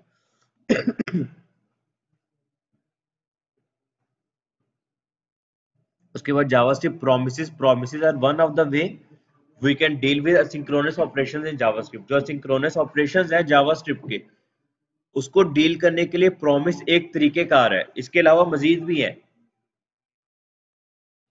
इसके अलावा मजीद तरीके भी हैं कि किस तरह हम डील कर सकते हैं सिंक्रोनस ऑपरेशंस को जावास्क्रिप्ट में। असिंक वेट के साथ, अगर किसी ने सुना हो नाम, सुना है असिंक वेट? ठीक है, असिंक वेट, असिंक वेट के साथ भी हम इसको डील करते हैं।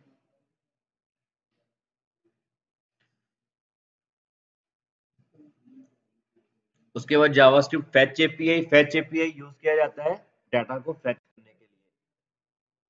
फॉर्म में जो गेट मेथड हम यूज करते थे वो काम हम जावास्क्रिप्ट में इस तरह करेंगे कि जो डाटा हमने मंगवाना है उसको यहाँ से HTTP API जो रिक्वेस्ट हमने सेंड करनी है फैच के साथ कर सकते हैं और डाटा मंगवा सकते हैं। अगर पोस्ट करना चाहें तो पोस्ट के लिए मैंने आपको तरीका भी बता दिया। ठीक है, इसके दूसरे पैरामीटर में एज एन आर्गुमेंट हमने वहां पे इसकी टाइप बतानी पड़ती है, कौन सा मेथड है, और बाद में आप कितने इसकी बॉडी में जो डाटा सेंड करना है वो डाटा किस तरह सेंड करेंगे। बहुत ज्यादा यूज होगा। अब आप अभी आपको दिखाई यहाँ पर एग्जांपल देखें। फर्ज करें कल मैंने आपको गेम दिखाई थी, चलें दोबारा से उस गेम को खेलते हैं फिर समझें वो किस तरह रियल लाइफ में ये यूज हो रही है चीजें। बैलून पॉपिंग गेम, क्या नाम है आपका? हसान। Hasan, Hasan double A, Hasan. अच्छा ये देखिए, फर्ज करें ये गेम आपने खेल ली कंप्लीट।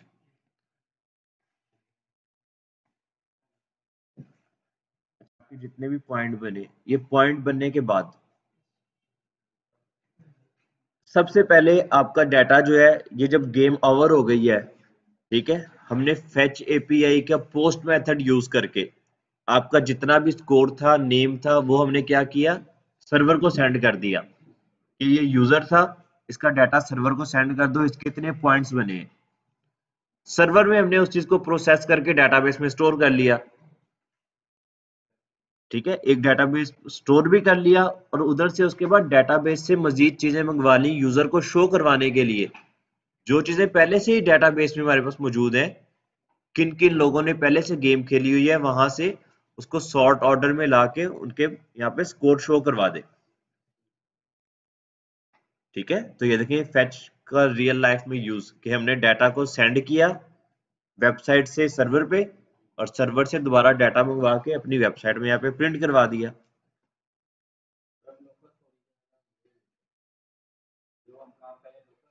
नहीं, लोकल स्टोरेज हम जो यूज कर रहे थे, अभी आपने कोई डाटाबेस पढ़ी है अभी तक? डाटाबेस तो आप कोई उस टाइम यूज करेंगे ना, हमने डाटाबेस सीख ली। अभी तो हमने सिर्फ सेंड करने का तरीका सीखा है। अब जब हम प्रोसेसिंग कर लेंगे डाटाबेस में, प्रोसेस किस तरह करना है डाटा, फिर आप ये यूज करेंगे। ठीक है, चलें।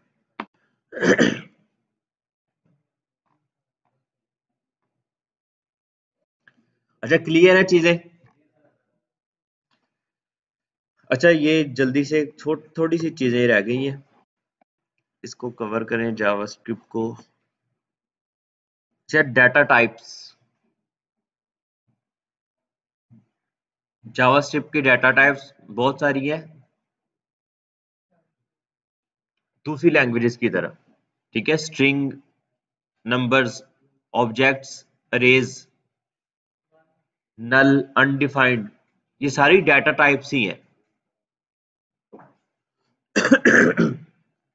इसकी थ्योरी आपने पढ़ लेनी है। यहाँ पे डाटा टाइप देखें कौन कौन सी लिखी हुई है। यहाँ पे एक तो स्ट्रिंग के बारे में बता रहा है। अच्छा, उसके बाद जावास्क्रिप्ट की टाइप्स जो है वो डायनामिक होती हैं, स्टैटिक नहीं होती। स्टैटिक मींस आपने अगर पहले किसी वेरिएबल को नंबर असाइन कर दिया है तो बाद में आप उसको स्ट्रिंग असाइन नहीं कर सकते, सिर्फ नंबर ही रख सकते हैं। लेकिन जावास्क्रिप्ट में क्या होता है कि अगर आपने किसी वेरिएबल को नंबर असाइन कर दिया है, बाद में आप उसकी टाइप चेंज करके आप उसको स्ट्रिंग भी बना सकते हैं उस वेरिएबल को। बाद में उसको ही आप ऑब्जेक्ट भी बना सकते हैं, अरे भी बना सकते हैं। तो ये डायनामिक है जावास्क्रिप्ट की टाइप, डाटा टाइप। स्ट्रिंग्स हैं इसमें, नंबर्स हैं, booleans, true false value. JavaScript arrays, ठीक है, ये भी डाटा की एक टाइप ही होती है अरे, कि आप मल्टीपल वैल्यूज को स्टोर कर सकते हैं। ऑब्जेक्ट्स, ये भी एक डाटा की टाइप है। ऑपरेट, अच्छा, ऑपरेटर टाइप ऑफ के साथ आप चेक कर सकते हैं, किसी भी वेरिएबल की टाइप चेक की जा सकती है। अभी आपको करके दिखाता हूँ। उसके बाद अनडिफाइंड। ये जो अनडिफाइंड है ये इटसेल्फ भी एक डाटा टाइप होती है कि आपने कोई वेरिएबल डिफाइन तो कर दिया, वेरिएबल डिक्लेयर कर दिया सिर्फ, अब आपने उसके अंदर कोई वैल्यू सेट नहीं की। तो जब तक आपने उसके अंदर वैल्यू सेट नहीं की वो अनडिफाइंड है। जब आप उसकी वैल्यू डिफाइन कर देंगे, चाहे वो एम्प्टी स्ट्रिंग ही क्यों ना रख दें, अगर आपने एम्प्टी स्ट्रिंग रख दिया तो अब उसकी टाइप क्या बन गई है, अब वो स्ट्रिंग बन चुका है। लेकिन जब तक आपने उसकी वैल्यू को डिफाइन नहीं किया, यहां पर देखें, फर्ज करें मैं लिखता हूं var abc, मैंने यहाँ पे एबीसी को डिक्लेयर कर दिया, ठीक है। अब इसकी टाइप चेक करें, टाइप ऑफ, ये कीवर्ड है किसी भी वेरिएबल की टाइप चेक करने के लिए। हमने यहाँ पे क्या कहा, एबीसी की टाइप बताओ, तो उसने मुझे एबीसी की टाइप का बता दिया कि टाइप जो है एबीसी की वो है अनडिफाइंड, कोई इसको डिफाइन नहीं किया गया अब तक। लेकिन अगर मैं वार एबीसी इस तरह कर दूं खाली स्ट्रिंग के, खाली स्ट्रिंग के, तो अब इसकी टाइप चेक करें, टाइप ऑफ एबीसी। अब ये मुझे शो करवा रहा है कि एबीसी की टाइप अब स्ट्रिंग है हमारे पास, ठीक है। अगर एबीसी की वैल्यू नल हो, किसी भी वेरिएबल की वैल्यू नल हो, उसकी टाइप क्या होती है, उसकी टाइप भी नल ही होती है, ओए नल होती है, ऑब्जेक्ट कह रहे हैं, जैसे नल की टाइप नल ही होती है।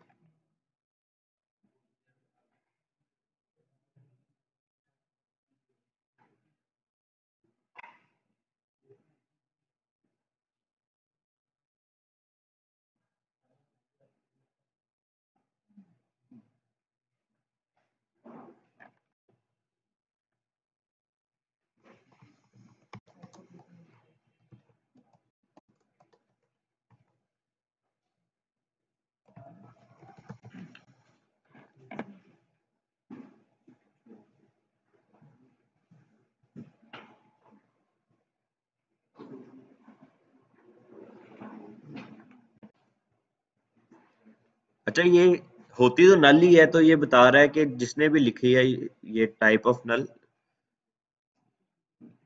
इसकी टाइप जो है वो नल ही होती है, लेकिन ये बग है कि वो ऑब्जेक्ट आपको शो करवा रहा है, ठीक है। लेकिन इसकी टाइप नल ही होती है, क्योंकि मैंने जो पढ़ा था लास्ट टाइम वो नल ही पढ़ा था, जो जहां पे बुक से पढ़ा था।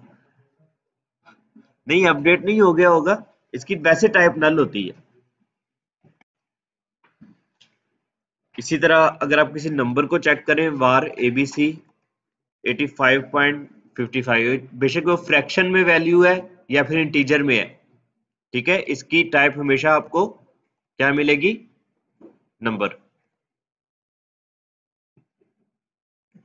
Type of true boolean, type of false Boolean.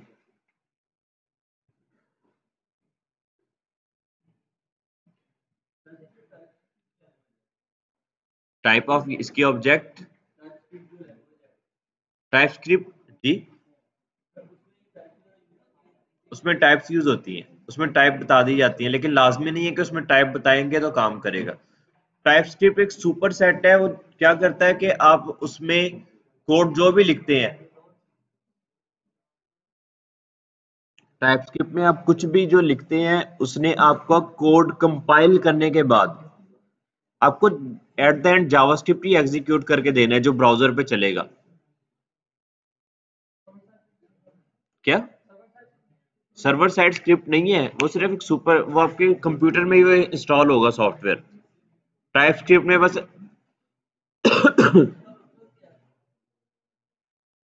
जिन्हें सी लिखनी आती है, जावास्क्रिप्ट नहीं लिखने आती, और जो यूज नहीं करना चाहते कि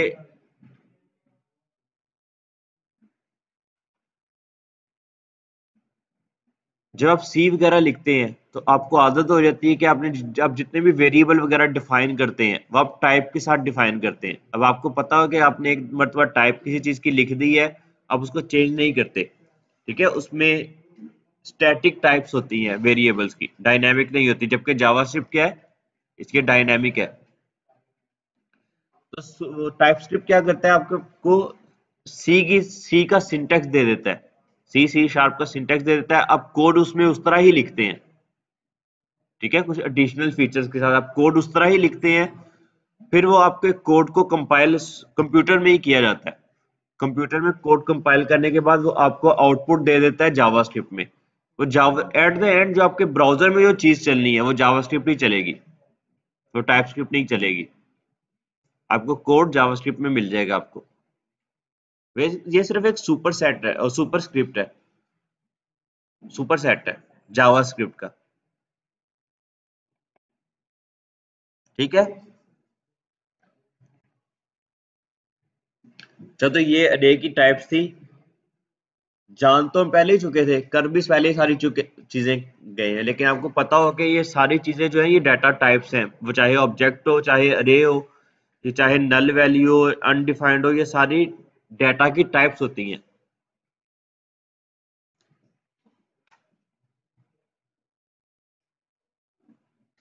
उसको टाइप ऑफ कीवर्ड के साथ हम चेक कर सकते हैं।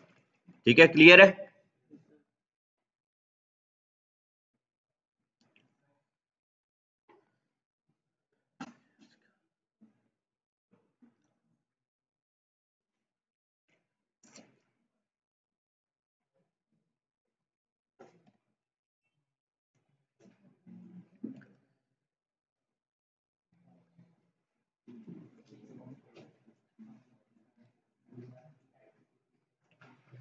अच्छा, हमारी तकरीबन जावास्क्रिप्ट ES6 की सारी चीजें कंप्लीट हो गई हैं। उसमें एक दो चीजें रह गई हैं। एक हमने करना है, ये क्लासेस करनी है।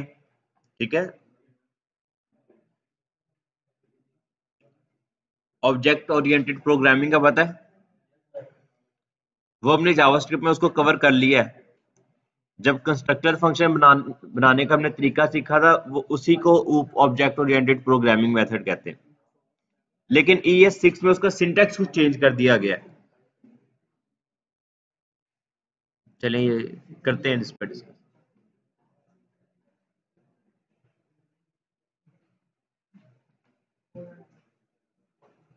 जी, जल्दी आ जाए, फिर डिस्कस करना है, हमने चीजें इंपॉर्टेंट डिस्कस करनी है।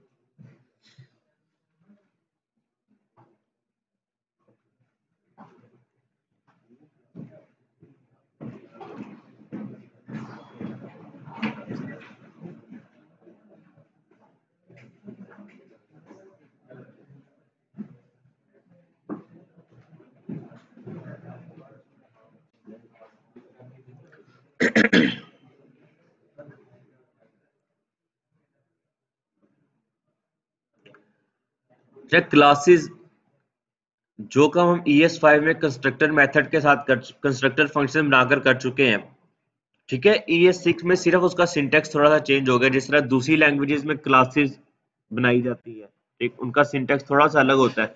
ES5 में ऊप का सिंटेक्स अलग था, ES6 में हम सेम उसी तरह क्लासेस बनाना सीख लेंगे। बिल्कुल, सिंटेक्स जिस तरह यूज किया जाता है उसमें भी क्लास, उसको एक्सटेंड करना, ठीक है, वो चीजें हम ES6 में आसानी से, बेहतर तरीके से समझने में भी आसानी रहती है। सेम उस तरह नहीं है, सारी चीजें वो वाली नहीं है इसमें। बाकी मैंने C++ पढ़ी नहीं है, मुझे जरूरत नहीं है। सिर्फ उतनी चीजें की हैं जिसका यूज है हमारी फील्ड से रिलेटेड। हर चीज में पंगे नहीं ना लेने चाहिए। नहीं, अच्छा वो उधर पढ़ रहे हैं ना। पाइथन किसने की हुई है आप में से? ऐसे आप में से कितने लोगों को लगता है C# आपके यूज में आने वाली है? C# यूज में आने वाली है।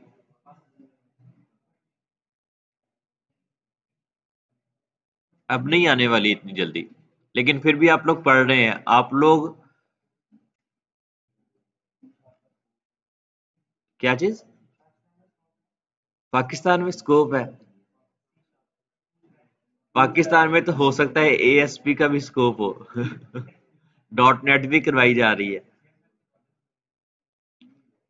लेकिन जो इंटरनेशनल मार्केट में हम बहुत पीछे हैं।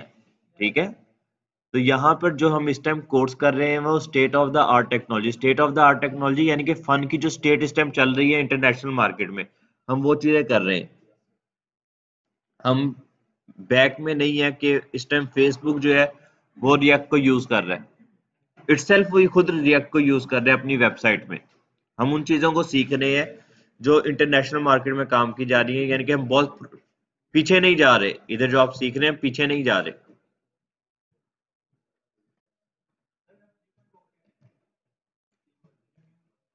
वेब 3.0 क्या है? मार्केट में लोग बातें तो कर रहे हैं, अभी तक उसका क्लियर कोई विजन नहीं है, लेकिन वेब 3.0 में चीजें जो है वो डिसेंट्रलाइज्ड तरीके से काम करेंगी, ब्लॉकचेन होगा उसमें।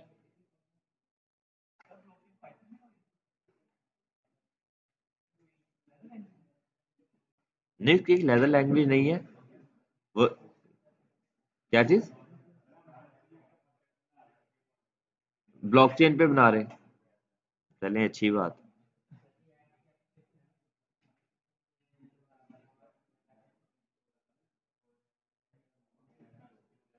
मेटामास्क यूज करते हुए?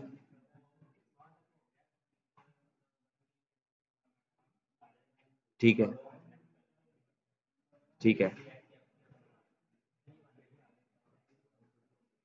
चलें, अच्छी, माशाल्लाह आप ग्रोथ कर रहे हैं इस पे, अच्छी रिसर्च, क्योंकि ये जो चीजें हैं ना डेवलपमेंट की फील्ड में, जब आप इन है, इसमें रोज न्यू चीजें आने वाली हैं।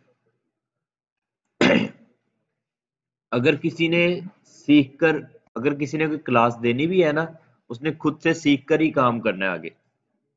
कोई भी ऐसा नहीं है कि इस टाइम ये बहुत पुरानी जो टेक्नोलॉजी है कोई नहीं। ठीक है, अगर मैं यहाँ पे क्लास देता हूँ, मैं बताता हूँ, तो मुझे खुद इसके लिए स्टडी करके मैंने आगे यहाँ पे बतानी है वो चीजें। इसमें हो सकता है कि आज मैं जो कुछ बताऊं, कल उसमें दोबारा से चीजें चेंज होकर कोई न्यू कॉन्सेप्ट उसमें आ जाए। तो इस तरह की चीजें अपडेट होती रहती है मार्केट में, टेक्नोलॉजी की मार्केट में तो स्पेशली इस तरह की चीजें होती रहती हैं।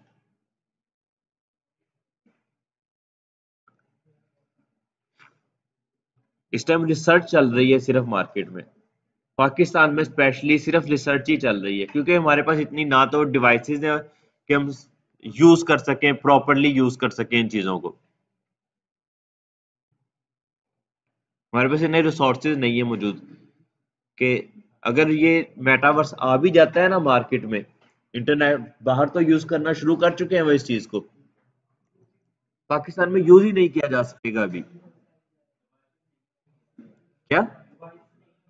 डिवाइसेस ही नहीं है हमारे पास। वीआर बॉक्स कितने लोगों के पास पड़ी हुई है घर में? वीआर बॉक्स कितने लोगों के पास मौजूद है? VR box, virtual reality box, जिसको आप लगा लें अगर अपनी आंखों में, तो आपके सामने जो एप्लीकेशन आप वैसे देखते हैं, गेम वगैरह वैसे देखते हैं, आपको लगता है कि आप उस दुनिया में चले गए हैं। अगर आपके पास मौजूद ही नहीं है तो आप एक चीज को एक्सपीरियंस ही नहीं कर सकते, आप उसको किस तरह बेहतर तरीके से बना के दे सकेंगे आगे, जिस चीज का एक्सपीरियंस खुद नहीं कर सकते आप। तो इस चीज को मार्केट में आने में बहुत टाइम लग जाएगा पाकिस्तान में। और मेटावर्स की एप्लीकेशंस बनाना ये इतना आसान काम नहीं है। मेटावर्स की एप्लीकेशन जो बनेगी वो 3 डायमेंशनल बनेगी, और 3 डायमेंशनल किसी भी चीज को बनाने के लिए आपका माइंड जो है, ये प्रोग्रामिंग जो हम इस टाइम जो कर रहे हैं यहाँ पर, तो 2D प्रोग्रामिंग के लिए माइंड जो है वो अगर यूज होता है ना, उससे 10 टाइम ज्यादा चाहिए 3D प्रोग्रामिंग करने के लिए। लेकिन यहाँ पे कोई जावास्क्रिप्ट समझने को तैयार नहीं।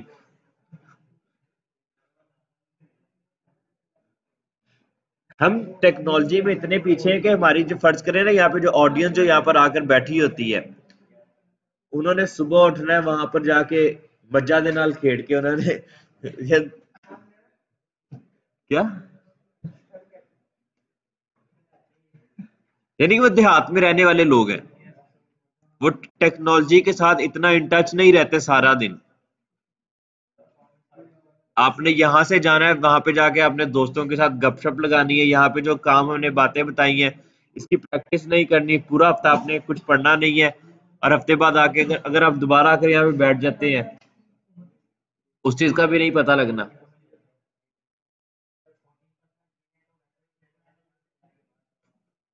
आपने इधर से दरवाजे से बाहर निकलना है, आपके दोस्त ने आपको किसी और उस साइड पे लगाना है, आप वैसे ही भुल जाना अंदर की किया सी